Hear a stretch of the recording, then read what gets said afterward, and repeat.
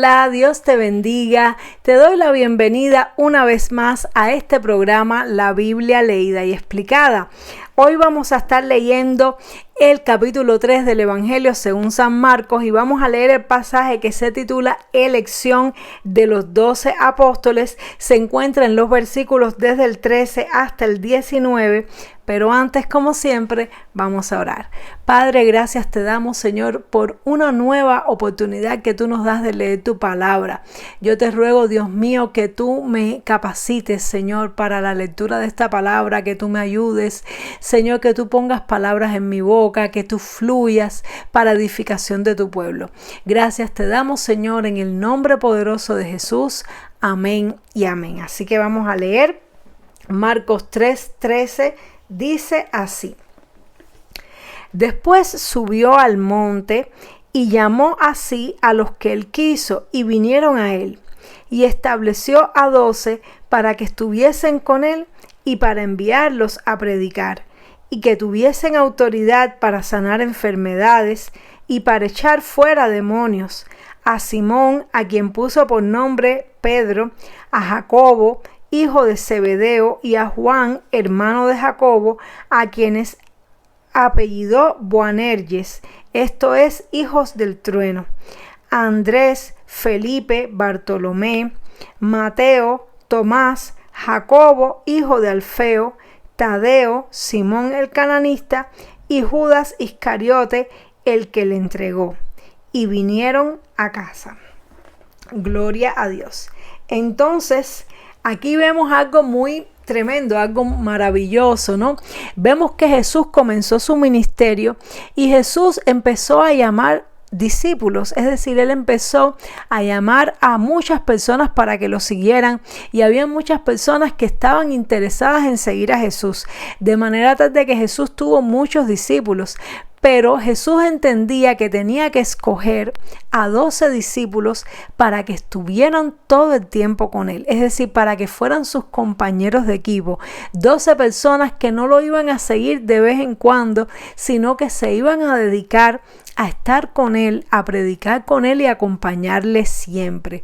Y esto se lo reveló el Padre. Evidentemente el Padre le mostró esto que él tenía que hacer, y entonces dice que él subió al monte y llamó así a los que él quiso y vinieron a él. Es decir, que Jesús, cuando dice después de esto, es después que había predicado, había sanado a muchas personas, había una multitud que le seguía, había muchas personas que estaban en pos de Jesús, muchas personas querían ser sanados, querían ser bendecidos, pero habían personas que realmente querían conocerle, querían imitarle, querían estar cerca de él, y él los llamó. Y dice que él los escogió, es decir, él escogió de entre sus discípulos los que él quiso. Y esto nos recuerda a esa palabra que dice que muchos son los llamados, pero pocos los escogidos. Él fue guiado por el Espíritu Santo, por la orden que el Padre le dio, y escogió a aquellos que él entendió que eran los que estaban aptos para seguirle, y los estableció. ¿Para qué? Para que estuviesen con él y para enviarlos a predicar y para darles autoridad para sanar enfermedades y para echar fuera demonios. Qué lindo, ¿verdad? Esto es lo más grande que a una persona le pueda pasar. Lo más grande que tú y yo podamos experimentar es que el Señor nos escoja para su reino. No hay nada más lindo, más grande, más trascendental que se pueda hacer en esta vida que no sea servir al Señor, que no sea vivir para la gloria y para la honra del Señor. Estas personas que Jesús escogió probablemente eran personas que habían sido desechados en su momento por el sistema educativo judío, porque si no, me llama la atención que ninguno de ellos era rabino, ninguno de ellos era fariseo, ninguno de ellos era un escriba. Eran personas que tenían oficios naturales, es decir, pescadores, muchos de ellos recaudadores de impuestos. Eran personas que se dedicaban a cosas comunes, porque precisamente la Biblia nos enseña que lo vil y menospreciado del mundo fue lo que escogió Dios con el objetivo de avergonzar a aquellos que se sentían sabios. ¿Y por qué Jesús hizo esto también?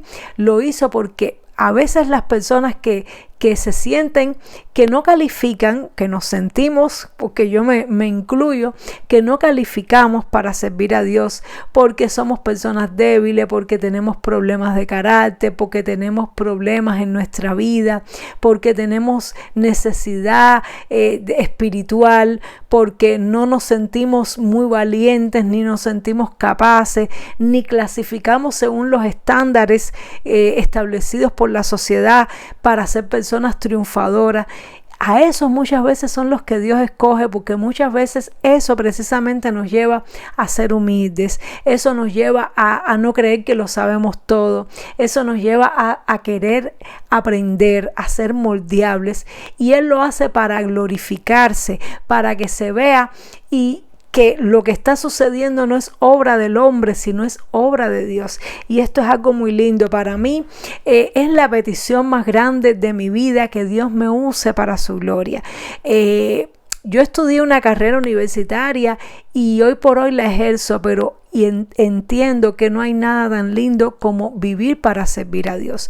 Puede ser que una persona que se dedique a servir a Dios, que de verdad lo haga de corazón, no va a tener tal vez mucha riqueza, no va a tener mucho prestigio en la sociedad para nada. Sin embargo, va a tener el privilegio más grande, que es ser escogido por el Rey de Reyes y Señor de Señores para estar con Él y para recibir autoridad espiritual, para representarle, para predicar su evangelio, para representar su reino. No hay nada más grande en esta tierra que eso. Que no nos engañe la sociedad con sus escalas sociales y todo lo que le ofrece a las personas. Lo más lindo que tú y yo podemos experimentar es la oportunidad de servir a Dios. Así que si Dios te ha llamado a servirle, si Dios te ha llamado a seguirle, entrégate al Señor. Y siéntete privilegiado, siéntete privilegiada. Y yo no te estoy diciendo que dejes de trabajar, porque precisamente yo, por ejemplo, yo todavía trabajo, pero yo no vivo para trabajar. Yo trabajo para poder recibir sustento, para poder hacer lo que Dios me ha llamado, que es predicar su palabra. Yo no dedico todo mi tiempo, mi corazón y mi mente a ganar dinero, sino solamente una parte del día para poder tener lo necesario para hacerlo más grande. Y anhelo el día que pueda, que el Señor, si es su voluntad, me llamara para dedicarme completamente a su obra. Para mí sería algo espectacular. No sé cómo lo ves tú, pero yo creo que no hay privilegio más grande que este. Y vemos que estos hombres fueron privilegiados y los escogió Jesús para que estuvieran con Él. Y vemos que lo primero, lo más importante es estar con Él, porque a veces queremos que Él nos escoja para hacer cosas, pero Él primero los escogió para que estuviesen con Él. Es decir, que cuando tú y yo somos escogidos, al principio no vamos a hacer muchas cosas, pero lo que tenemos que hacer es estar con Él, pasar tiempo con Él, luego para enviarlos a predicar. Y luego les da autoridad. ¿Para qué? Para hacer milagros, para sanar, para echar fuera demonios. Vemos cómo es algo progresivo.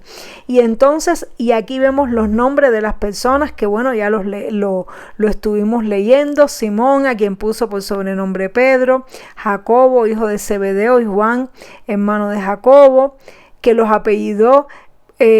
Dice que Jesús los apellidó hijos del trueno, y es decir, Jesús a veces le ponía sobrenombre a las personas, pero Él no lo hacía a modo de bullying ni nada de eso como a veces hace la sociedad, sino para reflejarles su carácter, para que ellos se vieran reflejados y entendieran cómo Jesús los veía.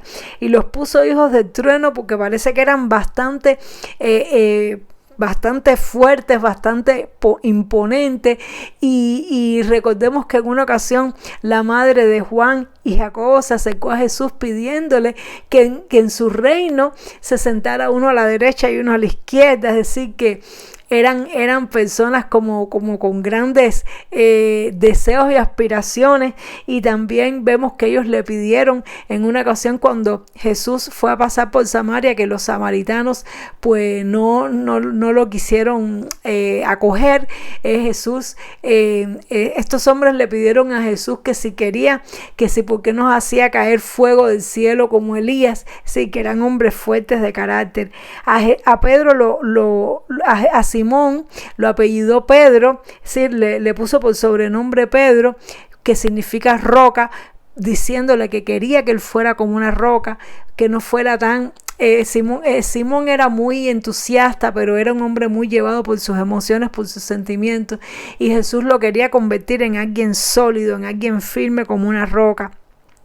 Vemos también a Andrés, a Felipe, a Bartolomé, Mateo, Tomás, Jacobo, hijo de Alfeo, Tadeo, Simón el cananista y Judas Iscariote. Es decir, que Jesús aún escogió a aquel que lo iba a entregar, aquel que él sabía que lo tenía que entregar, pero también tenía un propósito. Y vemos que también Jesús escogía muchas veces a personas que eran hermanos, y esto también nos ratifica que Dios trabaja en familias. Dios me recuerda cuando el Señor llamó a Moisés y también llamó a Aarón y a María. El Señor trabaja en familia.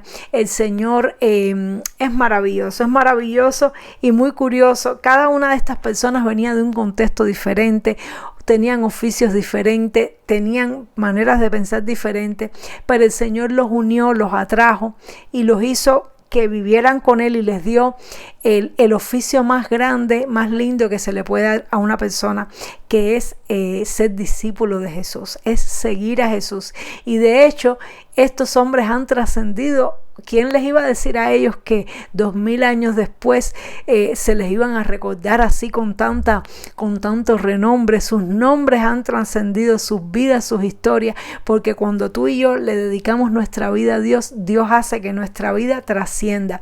Todo aquello que se une a Dios y a su palabra se inmortaliza. Por eso lo mejor que tú y yo podemos hacer, la mejor elección que tú y yo podemos hacer, es vivir para la gloria del Señor.